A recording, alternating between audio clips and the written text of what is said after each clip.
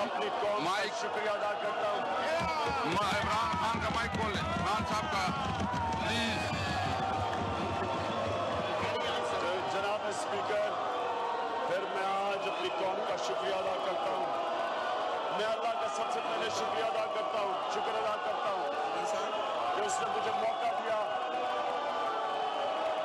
दिया कि पाकिस्तान में वो तब्दीली लाने का, जिस तब्दीली की ये कौम 70 साल इंतजार कर रही थी। इंशाअल्लाह मैं ये अल्लाह के सामने अपनी कौम से वादा करता हूं कि जो तब्दीली हम अब लेके आएंगे, ये कौम तरस रही थी उस तब्दीली के लिए। इस मुल्क में सबसे पहले हमने कड़ा एहतसाब करना है। वो लोग जिन लोगों ने इस मुल्क को लूटा और मकरूज किया, मैं ये आज वादा करता हूं, अल्लाह के सामने करता हूं कि इनको एक आदमी से नहीं छोड़ूंगा।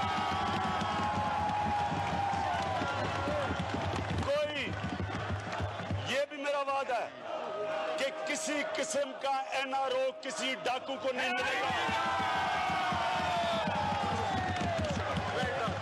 22 साल स्ट्रगल करके मैं यहाँ पहुंचा हूँ। 22 साल मुझे किसी मिलिट्री डिक्टेटर ने पाला नहीं था। मैं अपने पैर पे खड़ा होकर आया हूँ। और मैं उन लोगों को जिन्होंने इक़्तिदार में आके इस मुल्क में हमारे बच्चों का मुस्तकबिल लूटा, जिन्होंने पैसा चोरी करके बाहर लेके गए, मैं इंशाअल्लाह एक एक आदमी को एहतसाब के खड़ा करूंगा। और क्योंकि मैं एक जद्दोजहद करके यहाँ पहुंचा हूँ, क्योंकि मैं एक अपने पैर पे खड़ा होके पहुंचा हूँ यहाँ, ना मेरा कोई बाप पॉलिटिक्स में था, ना मुझे किसी मिलिट्री डिक्टेटर ने पाला, ना मेरे पास कोई पॉलिटिकल तजर्बा था। मैं 22 साल की स्ट्रगल की और सिर्फ मुझे फख्र है इस चीज का कि एक इस मुल्क का लीडर था जिसने मेरे से ज्यादा स्ट्रगल की, और वो मेरे हीरो थे कायद आजम मोहम्मद अली जिन्ना, जिन्होंने 40 साल की स्ट्रगल की।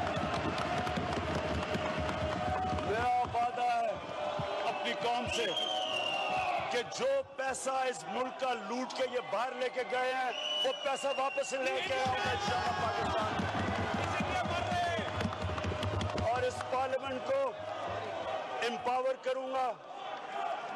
खुद हर महीने 2 दफा प्राइम मिनिस्टर क्वेश्चन टाइम में यहाँ खड़ा होकर लोगों का जवाब दूंगा।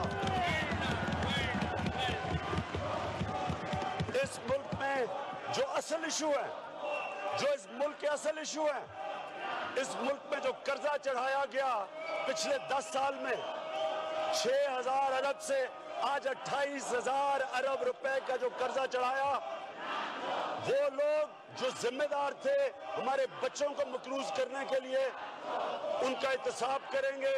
इस मुल्क में इस हाउस में डिबेट करेंगे कि ये कैसे कर्जा चढ़ा, कैसे इन्होंने हमारे बच्चों का मुस्तकबिल मकरूज किया।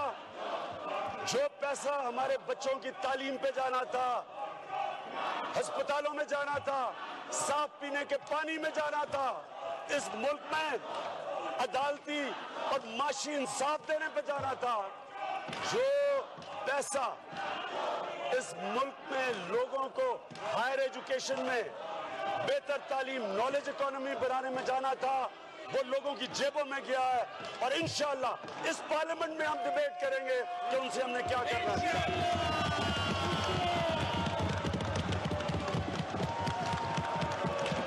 इस मुल्क में एक ऐसा निजाम बनाएंगे कि हम इसी कौम से पैसा इकट्ठा करेंगे ताकि हमें किसी बाहर के कौम सामने झुकना ना पड़े, भीख मांगना ना पड़े। इस कौम को इंशाअल्लाह अपने पैर पे खड़ा करेंगे। और मैं खास तौर पे अपने नौजवानों को पैगाम दे रहा हूं, वो नौजवान जिनकी वजह से आज मैं यहाँ खड़ा हूं, ना के नौजवान निकलते बाहर, ना वो हमारी हिमायत करते, ना हम यहाँ खड़े होते। मैं उनका आज खास शुक्रगुजार हूँ। मैं इंशाल्लाह पूरी कोशिश करूंगा कि अपने नौजवानों का मुस्तकबिल ठीक करें, उनको फख्र हो पाकिस्तानी होते हुए, उनको बाहर ना जाना पड़े, इसी मुल्क में नौकरियां उन नौजवानों के लिए दें। और मैं अब धांधली पे आता हूँ। मैं आज ये जो मेरे पार्लियामेंट में कोलीग शोर मचा रहे हैं, मैं इनसे एक सवाल पूछता हूँ कि जब 2013 इलेक्शन के बाद मैं सिर्फ 4 हल्के मांग रहा था कि 4 हल्कों को खोल दो ताकि आपको यह पता हो कि क्या गलती हुई और 2018 का इलेक्शन ठीक हो, और यही जो आज शोर मचा रहे हैं, इन्होंने 4 हल्के नहीं खोले। हमें अदालतों में जाना पड़ा, 2.5 साल हमें अदालतों में जाना पड़ा वो 4 हल्के खुलवाने में, और चारों हल्कों में बेज़ातियां निकली। चारों हल्कों के अंदर गैर कानूनी वोट मिले। ये गवर्नमेंट में थे, क्यों नहीं इन्होंने एहतसाब किया, क्यों नहीं उन्होंने इन्वेस्टिगेट की, क्यों नहीं उन्होंने पता चलाया कि वो जिन लोगों ने बेज़ातियां की थी, क्यों नहीं उनका एहतसाब किया? अगर वो कर लेते तो आज सारों को इलेक्टरल प्रोसेस पे एतमाद होता।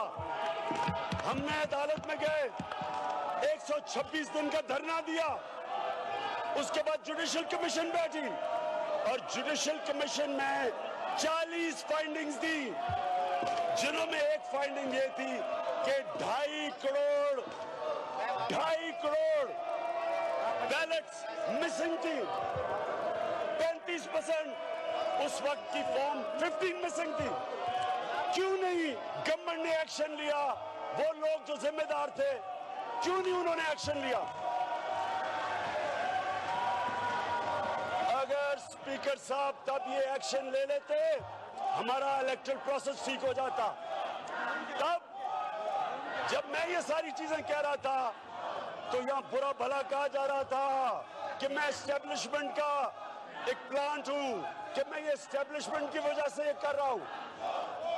हम अपने मुल्क में साफ और शफाफ इलेक्शन के लिए कर रहे थे। स्पीकर साहब, मैं क्रिकेट की 250 साल तारीख का वो कप्तान हूं जिसकी वजह से क्रिकेट की दुनिया में न्यूट्रल अंपायर आए थे।